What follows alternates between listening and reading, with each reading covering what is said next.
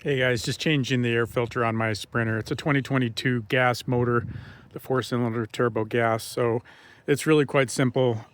This one doesn't have I don't know, might have 15,000 miles on it, but it's got some bugs and dirt in there. So I'm going to go ahead and get rid of it. I just changed the oil, which is quite simple on these Sprinters. But here's the new filter I got. I'll put a link down below.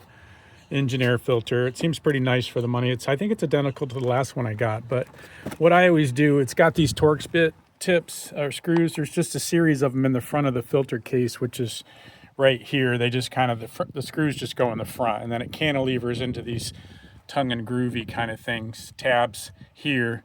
And then I just release this one quick hose clamp to make it easy to get the whole thing out of the way so I could clean the box. Now the box was full of kind of dirt, and I just got back from a cross country Moab motorcycle riding trip with lots of dirt, but I wiped the whole thing out.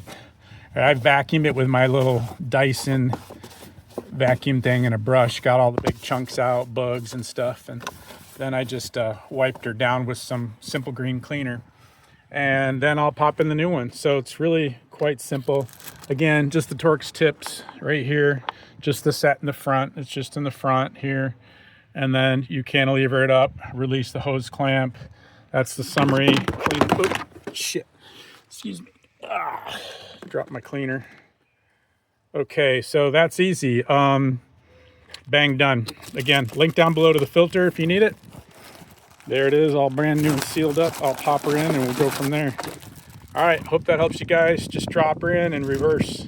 And don't do any power drills on those Torx bits because they're plastic, you'll strip them. I just go to hand after this, hand tighten.